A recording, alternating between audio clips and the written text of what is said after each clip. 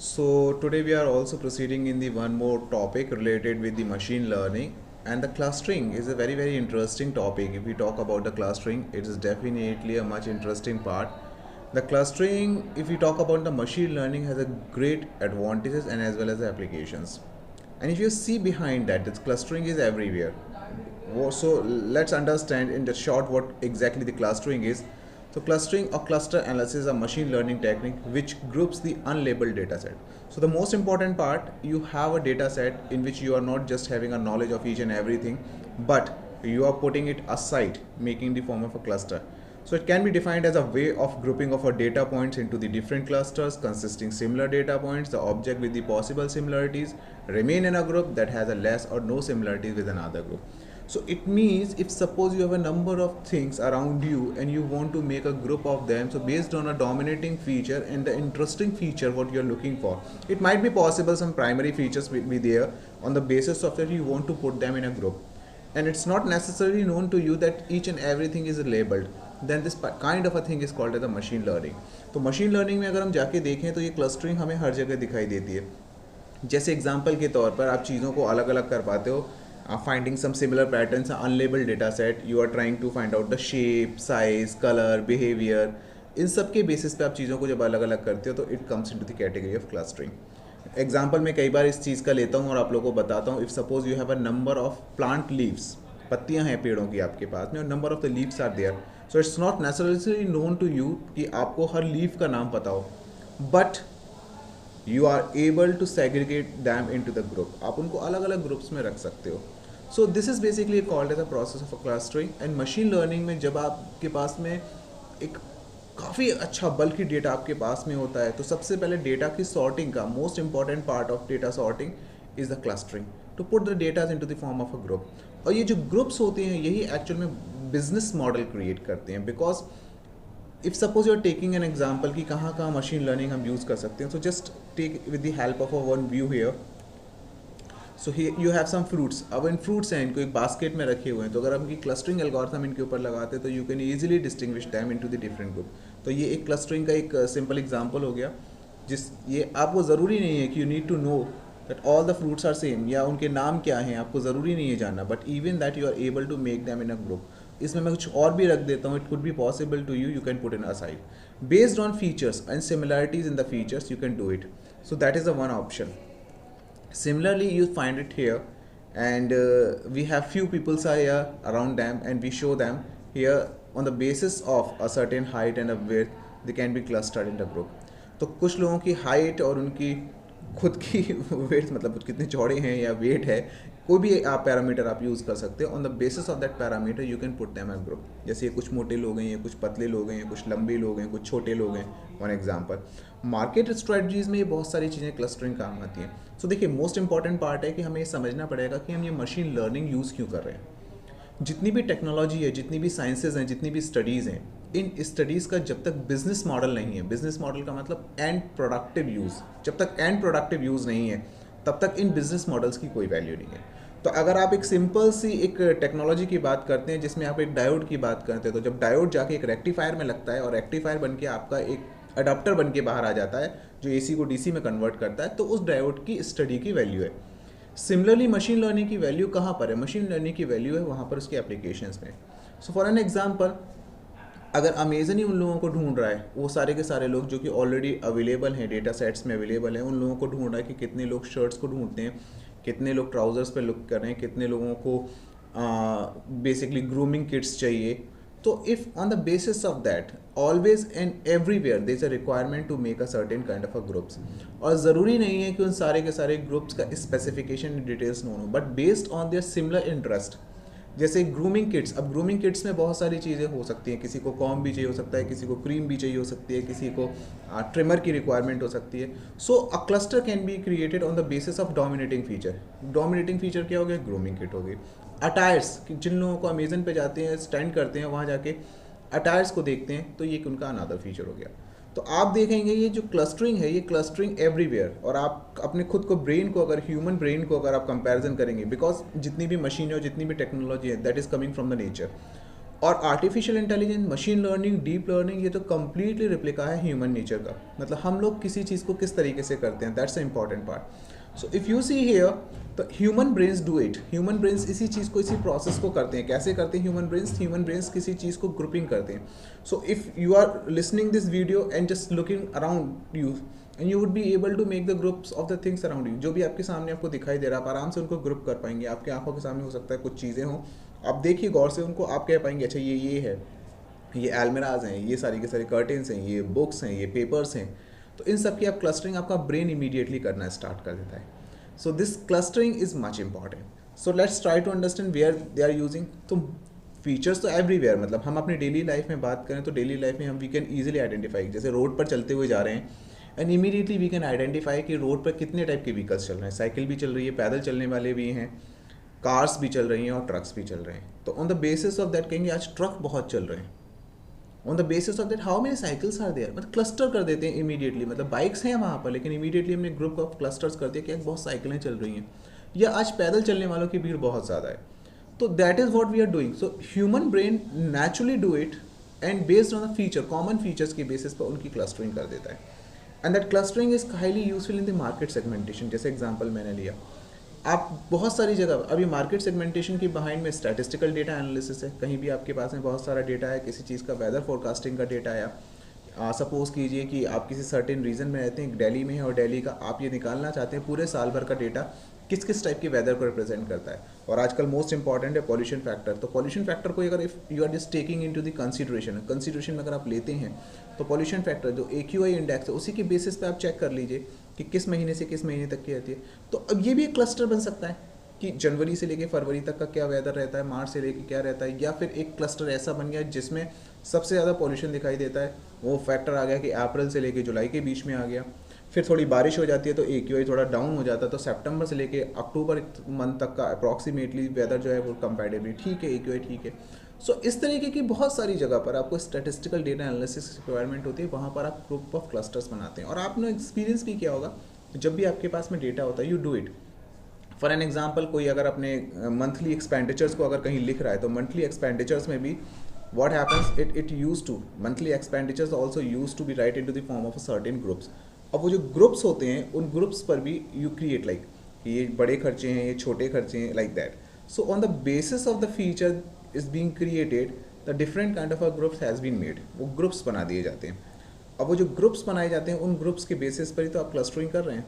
Simply social network analysis, कितने लोग अच्छा बोलते हैं, कितने लोग खराब बोलते हैं, कितने लोग किसके फेवर में, that is also the possible. Image segmentation, image के पार्ट, और image segmentation is very much important. जब कभी भी इमेज आती है आप आपके आंखों के सामने, तो आप इमेज में क्या क्या देखते हैं। अगर suppose that if you are looking at me here and you are finding a lot of things, मैं खुद हूँ, मेरी बैकग्राउंड में एक कर्टेन है, फिर एक फोटोग्राफ भी है, एक फ्लैग भी है, पीछे कुछ और भी चीज़ें दिखाई दे रही है, एक वॉल भी दिखाई दे रही है। तो आप इन सब चीज़ों को आप देखिए, आपकी आंखें इमीडिएटली इन सबको क्लस्टर कर पा रही हैं, इनको ग्रुप बना पा रही हैं कि ये कर्टेन है, ये फ्लैग है, ये है। तो सबका आपने ग्रुप कर दिया, डिस्टिंग्विश कर दिया। उस डिस्टिंग्विश ग्रुप में से आपने अपना फोकस एक पर्टिकुलर पार्ट पर शिफ्ट कर दिया, दैट इज़ मी, कि मैं क्या बोल रहा हूँ।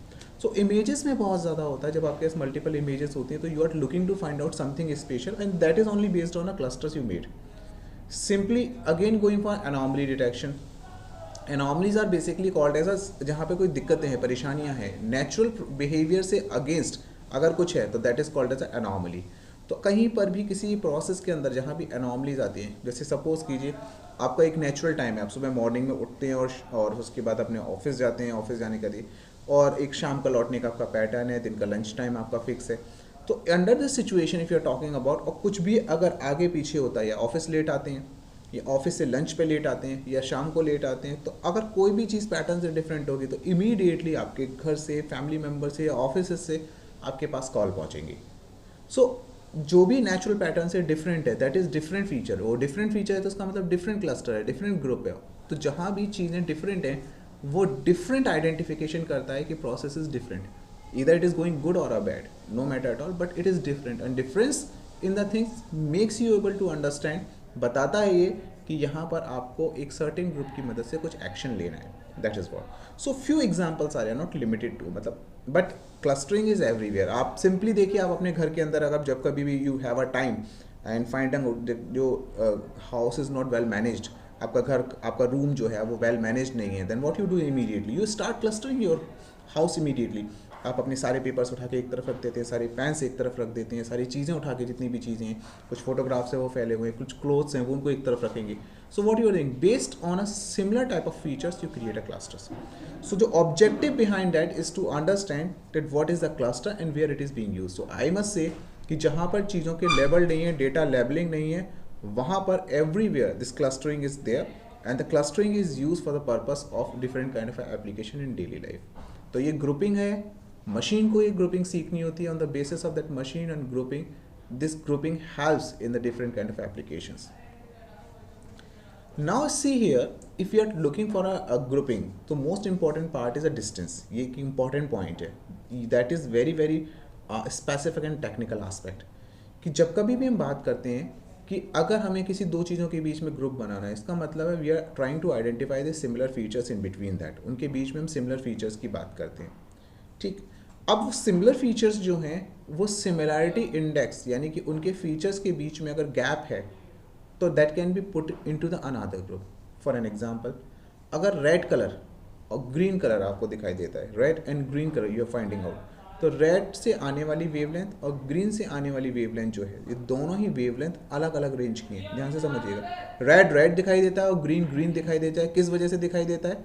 रेड रेड दिखने की वजह है कि एक सर्टेन वेवलेंथ रिफ्लेक्ट बैक होकर आपकी आंखों तक पहुंच रही है। Eyes are working like a sensor, कैमरे की तरह काम कर रहे हैं। रेड की वेवलेंथ जो आई, ग्रीन की जो वेवलेंथ आई, दोनों वेवलेंथ के बीच में एक डिफरेंस है। This difference is called as a distance in feature. और ये फीचर जितने भी रेड कलर्स होंगे उन सारे रेड कलर्स को एक साइड रखेगा और जितने भी ग्रीन कलर्स होंगे उनको एक साइड रखेगा। तो यही हमें कहते हैं मेजरमेंट ऑफ डिस्टेंस। यहाँ डिस्टेंस बहुत इंपॉर्टेंट होती है। तो क्योंकि टेक्निकली हम इन चीज़ों को बात करते हैं, मैथमेटिकल हमारा प्रोसेस जाएगा। इफ़ सपोज वी हैव अब मशीन कैसे करेगी? आपका ब्रेन तो नहीं सोचता कि मैं किस टाइप की डिस्टेंस का मेजरमेंट कर रहा हूँ। जैसे फॉर एन एग्जांपल, आपने रेड और ग्रीन कलर का एग्जांपल लिया, तो रेड और ग्रीन को आप देख लेते हैं, यानी कि एक मेजरमेंट कर लेते हैं, लेकिन आपने कैलकुलेट नहीं किया कि एक्चुअल में रेड की वेवलेंथ कितनी है और ग्रीन की वेवलेंथ कितनी है और कितना स्पेसिफिकेशन है। पर मशीन के साथ जब हम ये प्रोसेस करेंगे तो मशीन को हमें बताना पड़ेगा कि किस डिफरेंस को आपको रेड और ग्रीन को मानना है, किस डिफरेंस को आपको ग्रीन और येलो के बीच में डिफरेंस करना है, किस डिफरेंस को आपको ग्रीन और ब्लू के बीच में डिफरेंस करना है, किस डिफरेंस को आपको ग्रे और ब्लैक के बीच में करना है। ये हमें थ्रेशोल्ड उसको डिसाइड करके देनी होगी। और ये थ्रेशोल्ड ही किस पे बेस्ड होगी? It will be based on a distance. ये किस पे काम करेगी? It will be working on distance. तो different type of distance methods होते हैं। इनमें सबसे most important simple type of distance है, यूक्लिडियन डिस्टेंस है। इन शॉर्ट मैं आपको बताता हूँ कि किस तरीके से डिस्टेंस कैलकुलेट की जाती है। So this is basically a process. अगर आपके पास में कोई दो फीचर है x2 y2 x1 y1, अब इन फीचर्स से आप कोऑर्डिनेट सिस्टम से कंफ्यूज ना हो। ये फीचर्स जो हैं आपके, that is basically a two thing. For an example, अगर सपोज कीजिए मैं बात करता हूँ कि मेरे पास में कुछ फीमेल्स एंड मेल्स हैं और उन मेरे पास दो फीचर है। एक्स फीचर का मतलब मैं कहूँ उनका हाइट है और वाई फीचर का मतलब उनका वेट है। अब एक्स और वाई, जैसे एग्जांपल यहाँ पर हम इस चीज़ को समझते हैं यहाँ से। अब सपोज कीजिए ये हाइट और इधर में हमने विड्थ की जगह हम इसको वेट ले लेते हैं। अगर हम हाइट और विड्थ की बात करें तो अगर फॉर एन एग्जांपल कोई 5 फीट का पर्सन है और इसकी हाइट जो है वो 5 फीट का पर्सन है और उसका जो वेट है वो 40 kg है, ध्यान से समझिएगा। और सेकंड पर्सन है एक 5 फीट का है और उसका वेट जो है 60 kg है। नाउ लेट मी अंडरस्टैंड कि 5 फीट के 40 kg की प्रोबेबिलिटी फीमेल होने की है या 5 फीट के 60 kg की होने की मेल की है। तो बट ऑब्वियसली ये दो फीचर्स हाइट और वेट, इन दोनों के रेशियो से हम ये पता कर सकते हैं कि इन दोनों के रेशियो से ये पता चल जाएगा कि इसकी प्रोबेबिलिटी, क्योंकि फीमेल्स का जो रेशियो होगा हाइट का और वेट का वो कंपैरेटिवली लो होगा मेल्स के कंपैरिजन में। तो ये जो रेशियो होगा वो रेशियो बता सकता है कि इसको मेल की कैटेगरी में रखा जाए या फीमेल की। सो that is a one feature. तो इस तरीके से हम यूक्लिडियन डिस्टेंस कैलकुलेट करते हैं। यूक्लिडियन डिस्टेंस का मतलब दो फीचर्स लिए और दोनों के फीचर के बीच के डायरेक्ट डिस्टेंस कैलकुलेट करना है, जैसा कि आपने मैथमेटिक्स में पुराना पढ़ा होता है। Now further moving on, the second distance is called as a Manhattan distance. अभी जो मैनहट्टन डिस्टेंस है, in this distance we simply go for a kind of a perpendicular process. तो ये जो basically if you are finding up this red line, ये जो red line आपको दिखाई दे रही है, that is called as a Manhattan distance. अब ये दो फीचर्स हैं, वही हाइट और वेट ले लिया, ये भी हाइट और वेट है, इनके बीच में परपेंडिकुलर मतलब मैक्सिमम प्रोजेक्शन height का maximum projection, weight का maximum projection, and then you are finding the difference between the these two. तो जब आप इस तरीके से मैथमेटिकली दो प्रोजेक्शंस लेते हैं, इससे एक बेनिफिट ये मिलता है कि आपको मैक्सिमम प्रोजेक्शंस मिल जाते हैं, और मैक्सिमम प्रोजेक्शन का मतलब होता है कि इसमें चांसेस कम हैं किसी चीज़ के सिमिलर होने के। सिमिलरिटीज़ होने के बहुत बहुत चांसेस होते हैं, इट इज़ पॉसिबल, तो यहाँ पर वो चांसेस आपके कम हो जाते हैं। Third going for this process है Jaccard index. It's most important. अगर आप जैकार्ड इंडेक्स कोफिशिएंट में जाएंगे तो वो कैसे कैलकुलेट करते हैं, तो आपने देखा होगा जब कभी भी दो चीज़ें हैं एक दूसरे से अलग होती हैं लेकिन उनके बीच में भी सिमिलरिटीज़ हो सकती हैं। एग्जाम्पल के तौर पर मैं बात करता हूँ, बहुत सारे एनिमल्स हैं लेकिन उन सारे एनिमल्स के बीच में कुछ सिमिलरिटीज़ भी हैं कि वो चार पैर पे चलते हैं। तो सिमिलरिटीज़ एंड द डिफरेंसेस, तो सिमिलरिटीज़ कॉल्ड इंटरसेक्शन, कि कौन कौन सी चीज़ें इंटरसेक्ट करती हैं। तो अगर आपने किसी को दूर से आते हुए देखा और चार पैरों पे चलते हुए आते हुए देखा तो you say are you animal, simply the question comes because the intersection thing is there which is a common feature, and a few feature which make to into a form of a particular area, like एक common features बना दिया, और common feature बनाने के बाद में और कुछ पॉइंट ऐसे होंगे जो उनके डिफरेंट होंगे। जैसे अगर एक शेर चल के आ रहा है और एक डॉग चल के आ रहा है, तो शेर और डॉग के सबसे पहला इफेक्ट आएगा, फीचर में एक डिफरेंस आएगा। शेर जो दिखाई देगा वो आपको बड़ा दिखाई देगा, साइज एंड शेप ज़्यादा होगा।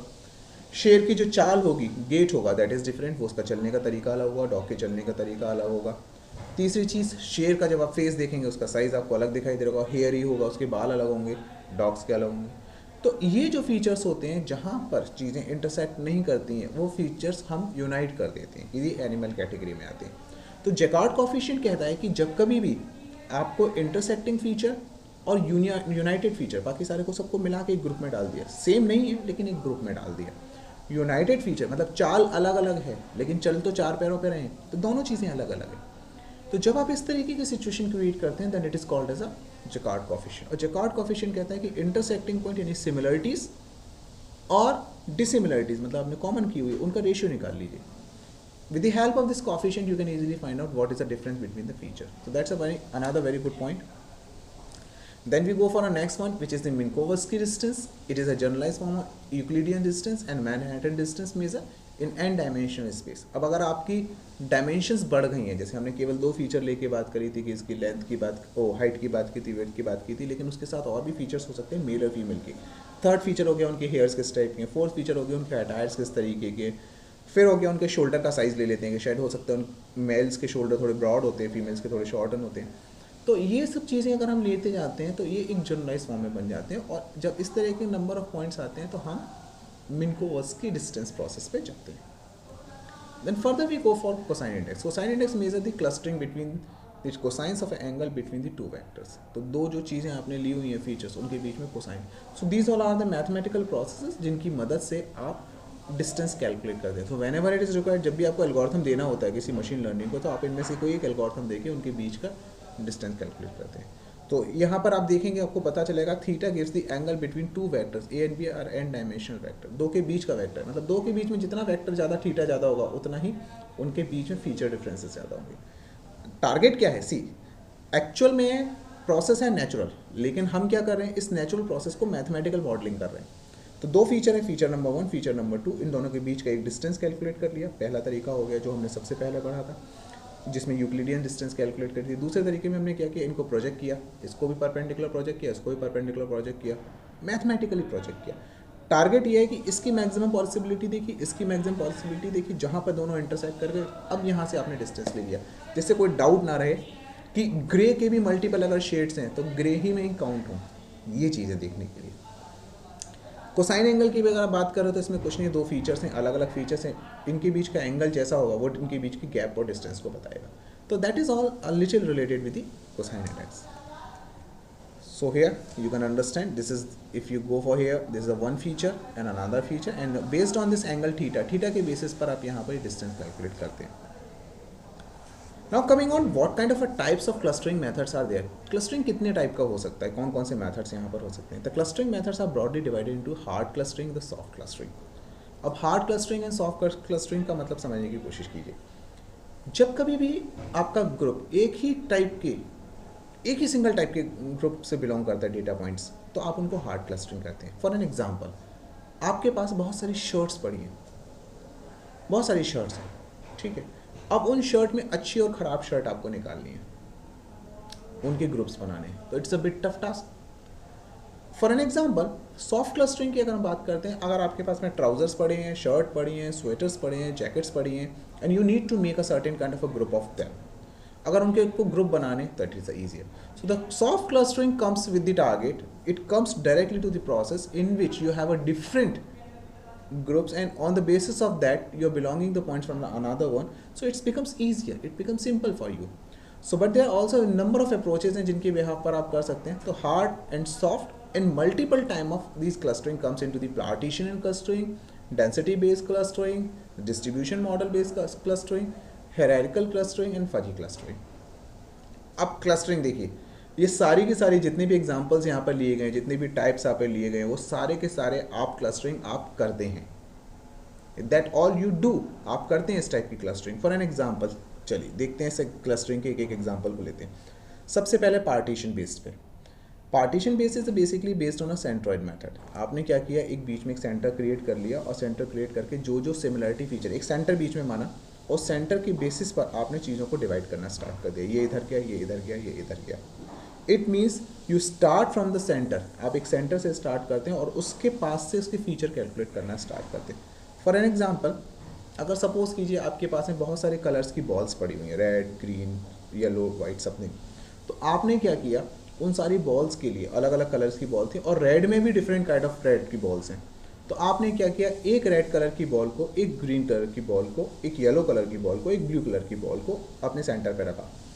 अब रेड में भी क्योंकि कलर शेड्स हैं, तो जो रेड से मिलते हुए कलर शेड थे आपने रेड के ग्रुप में डाल दिए, जो ग्रीन से मिलते जुलते शेड थे उनको ग्रीन के ग्रुप में डाल दिया, जो येलो थे येलो से डाल दिया, जो ब्लू थे ब्लू से डाल दिया। इट मीन्स आपने रेड के पूरे ग्रुप में से एक रेड को एक सेंटर माना कि इससे पास, इससे मिलता जुलता फीचर होगा तो मैं इसको रेड के ग्रुप में डालूंगा। इट हैपन्स, ऐसा होता है लाइफ में। एग्जाम्पल अगर आप लेके चलें कि centroid based learning, machine learning में अगर आप जाते हैं, क्लस्टरिंग जब आप करते हैं, you find that at the number of the places it happens. ऐसा आपको कई जगह देखने को मिलता है जहाँ पर आप इस तरह की सिमिलरिटीज़ को आप लेके चलते हैं, जहाँ पर आप क्लस्टरिंग कर रहे हैं। तो ये क्लस्टरिंग किसी एक चीज़ को आपने बेस माना है और उस बेस से रिलेटेड फीचर को आप कैलकुलेट करते हैं। जैसे फॉर एन एग्जांपल आपके पास बहुत सारे ऑफिशियल पेपर्स पड़े हुए हैं आपके टेबल पर, तो ऑफिशियल पेपर्स को मानते हो, अब आप इनको क्लस्टर कैसे करेंगे? ऑफिशियल पेपर को मानते हो, आप मान के चलेंगे कि सबसे पहला मेरा कागज़ वो है जो मेरी स्टडी का है, फॉर एन एग्जांपल, उसके बेसिस पे आप क्लस्टर्स करते हैं। सेकंड एग्जांपल आप किससे लेके चलते हैं? तो second example you take on the basis of कि ये मेरा ऑफिशियल पेपर है। तो अब जितने भी स्टडी, अब आपने ये सेंटर क्रिएट कर दिए स्टडी बेस्ड, तो सारे के सारे स्टडी मटेरियल रख दिया। ऑफिशियल ये ब्लैंक पेजेस, ब्लैंक के रेफरेंस ले लिए, थोड़ा सा भी अगर पेपर के कोने पे कहीं कुछ लिखा होगा कॉर्नर पे भी, तो व्हाट यू डू, आप उसको ब्लैंक की कैटेगरी में डाल देंगे। तो that is called as a centroid based. ऐसे एग्जांपल आप बहुत अपनी लाइफ में करते हैं, एक नेचुरल प्रोसेस है, और यही बिजनेस मॉडल्स के अंदर मशीन लर्निंग में यूज़ किया जाता है। Second we come to the density based. ये भी बड़ा अच्छा एग्जांपल आप लेके चलते हैं। जैसे फॉर एन एग्जांपल आपके पास में कुछ चावल है और कुछ दाल है, गलती से वो मिल गई। अब आपके पास में दो बॉक्स हैं जिसमें एक में चावल दाल मिले हुए हैं और दूसरे में खाली है। तो अब आप क्या करेंगे? आप आइडेंटिफाई करने की कोशिश ये करेंगे कौन सी चीज़ कम है। फॉर एन एग्जाम्पल, ये चावल दाल तो ठहर निकालना, सेग्रीगेट करना आपके लिए थोड़ा मुश्किल टास्क होगा, but even that if something else is there, कि मतलब सपोज कीजिए कि आपके पास में चावल है और चावल के अंदर कुछ एप्पल गिरे हुए हैं, तो आप किस चीज़ को उठा के करेंगे? तो आप based on density you put it there, है ना, वहाँ पर आप उनको अलग अलग ग्रुप में बेस करेंगे कि जो जो उनकी डेंसिटी के हिसाब से होगा। तो that is a one process. Distribution model process, इसमें गॉसियन डिस्ट्रीब्यूशन मतलब प्रोबेबिलिटी ऑफ ऑकरेंस, किसी चीज़ के कहाँ पर होने की संभावना सबसे ज़्यादा है, इस प्रोबेबिलिटी ऑफ ऑकरेंस के बेसिस पर आप ये डिस्ट्रीब्यूशन मॉडल क्रिएट करते हैं। तो that happens. Next is hierarchical. Hierarchical is very much interesting. Under the category of the hierarchical what happens, you create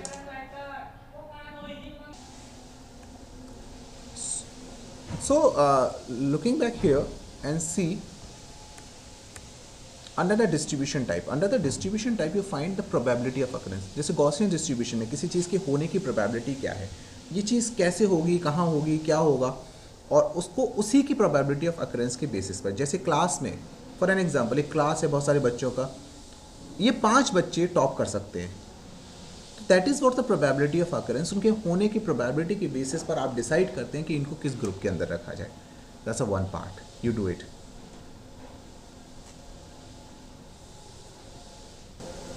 तो प्रोबेबिलिटी ऑफ अकरेंस मतलब ये 5 बच्चे हैं जो टॉप कर सकते हैं, 5 बच्चे इनकी फेल होने की संभावना है। अब आपने इन्हें ग्रुपिंग कर दी, नेचुरली ग्रुपिंग कर दी कि कुछ बच्चों को आपने वीक ग्रुप में डाल दिया, कुछ को आपने स्ट्रॉन्ग ग्रुप में डाल दिया। तो that is what the probability of occurrence, होने की संभावना के बेसिस पर जब आप करते हैं तभी कि ये जो कस्टमर है, ये कस्टमर मेरी साइट पर आने के बाद मोस्ट प्रोबेबल है कि शर्ट को ही सर्च करेगा। दैट इज व्हाट द, तो उसको पहले से ही डिस्प्ले पे दिखाया जाए कि क्या हमें दिखाना है। Now next most important is the hierarchical, ये that is also very good. Hierarchical is what, जब कभी भी आप किसी एक फीचर से डिसीजन नहीं ले पाते हैं तो you go for a next. जैसे एग्जांपल के तौर पे 2 स्टूडेंट हैं, 2 स्टूडेंट में अगर आपको उनको जॉब अपॉर्चुनिटी देनी है तो सबसे पहला क्राइटेरिया आपने मेंशन किया कि आपका क्लास का रेगुलरिटी क्या है, परसेंटेज ऑफ रेगुलरिटी क्या है। On the basis of the percentage of regularity, जो भी आपकी परसेंटेज ऑफ रेगुलरिटी है, you create a certain kind of difference. लेकिन आपको लगा कि परसेंटेज ऑफ रेगुलरिटी में सिमेट्री फीचर बहुत ज़्यादा है, तो आप यहाँ पर देखिएगा, ये डेंडोग्राम बोलते हैं इसको। ये डेंडोग्राम बताता है कि इन दोनों के बीच में, इन 2 फीचर्स के बीच में बहुत ज़्यादा सिमेट्री दिखाई दे रही है, इन 2 फीचर के बीच में बहुत ज़्यादा। तो ये डेंडोग्राम ये बताने की कोशिश कर रहा है कि जितना ज़्यादा ये gap, this is a gap if you find out here, so जितना ज़्यादा ये गैप होगा उतने ही ग्रुप एंड क्लस्टर्स बन पाएंगे। तो ध्यान से समझने की कोशिश कीजिए, ये पूरा डेंडोग्राम ये बता रहा है कि ये एक क्लस्टर है रेड, ये दूसरा क्लस्टर है, इस रेड के अंदर भी फर्दर ब्रांचेज हैं क्लस्टर्स बनने की। मतलब एग्जाम्पल के तौर पे अब आप मान के चलिए, बहुत सिंपल सा एग्जाम्पल लेके चलते हैं, आपके पास में एक क्लस्टर है जिसमें बहुत सारी शर्ट्स हैं आपके पास में। अब शर्ट्स तो बहुत सारी हो गई, अब शर्ट्स के बीच में भी आपने एक ग्रुप बना रखा था, cluster of shirts. Cluster of shirts के बीच में भी आपने क्रिएट करना स्टार्ट किया कि ये स्लिम फिट है, ये रेगुलर फिट है, एक क्लस्टर क्रिएट हो गया। स्लिम फिट के अंदर भी आपने फर्दर डिस्टिंग्विश करना स्टार्ट किया, जहाँ पर आपने ये फाइंड आउट किया कि स्लिम फिट के अंदर ये जो मेरी शर्ट्स हैं वो शर्ट्स किसी अच्छी ब्रांड की हैं, किसी लोकल ब्रांड की हैं, ये मेरे फेवरेट कलर की, ये मेरे डिफरेंट कलर की है। तो जब क्लस्टर्स किसी ब्रॉड ग्रुप से लेके फर्दर डिवाइड होते चले जाते हैं स्मॉल ग्रुप्स के अंदर based on their feature and difference. अब जैसे शर्ट है, स्लिम फिट है, ब्रांड है कौन सा है, इसका जो डिफरेंस है वो कंपैरेटिवली कम है। तो अगर हम बात करें shirts, slim fit and regular fit for an example, slim fit के अंदर भी अब ये 2 कैटेगरी में डिवाइड हो गया, किस कैटेगरी में, ब्रांड कौन सा है। इसके बाद ये फर्दर अगर ये सपोज कीजिए लोकल ब्रांड है, तो लोकल ब्रांड के अंदर भी कैटेगरी में हो गया कि इसके बटन किस तरीके के दिखाई देते हैं, इसके कॉलर किस तरीके के दिखाई देते हैं, फर्दर डिवाइड हो गया। कॉलर के बाद भी अगर हम जाते हैं तो फिर still we go for another category. तो जब हम डिवीज़न, हायरार्किकल डिवीज़न करते चलते हैं ग्रुप्स का, cluster cluster clusters and clusters, तब इस टाइप को हम बोलते हैं hierarchical clustering. And hierarchical clustering comes with the special type of topic is called the agglomerative. तो ये नाम आपका यहाँ पर आता है। Fuzzy clustering, that is very much interesting. अब आप देखेंगे ये हार्ड क्लस्टरिंग है, एक सॉफ्ट क्लस्टरिंग है। फजी क्लस्टरिंग ये कहती है कि किसी चीज़ का ज़रूरी नहीं है कि ये इसी ग्रुप में बिलोंग करे, दूसरे ग्रुप में। परसेंटेज ऑफ मैच भी हो सकता है। परसेंटेज ऑफ मैच आप एग्जांपल यहाँ पर देखिए, सॉफ्ट क्लस्टरिंग में this is absolutely green, this is absolutely blue, this looks a light blue and this looks a light green. So perfectly it is reaching to the one unit 1, ये reach कर रहा है, talking about this one it is reaching to the blue, but in between that there is not blue और green, so there is a confusion. तो जब ये confusion यहाँ पर आ जाता है कि ग्रीन है या ब्लू है, then we give a certain percentage to it, एक छोटा परसेंटेज हम इसको देते हैं। तो 100% 1 इस ग्रुप को बिलोंग करेगा, 0 इस ग्रुप को नहीं बिलोंग करेगा। Possibility in between that is reaches from 0 to 1, then it comes to the under the category of fuzzy clustering. हो भी सकता है, परसेंटेज शायद हो, जैसे ये बच्चा शायद पास कर सकता है, जैसे ये शर्ट शायद किसी ब्रांड की है, जैसे ये पत्ती शायद किसी इसकी है। तो when you have a certain kind of a degree, it happens in a daily life, ऐसा होता है, then we go for this one. So this is all about different kind of a clustering. I hope so कि ये पूरा clustering का जो process है, clustering के जो मेथड्स हैं आपको अच्छे से समझ में आएंगे, और that all clustering we humans are doing. तो ओवरऑल मैं अगर अपना आज का सेशन कंक्लूड करूँ तो पूरे सेशन का मतलब यहाँ पर स्टार्ट होता है कि मोस्ट इंपॉर्टेंट क्लस्टरिंग है क्या।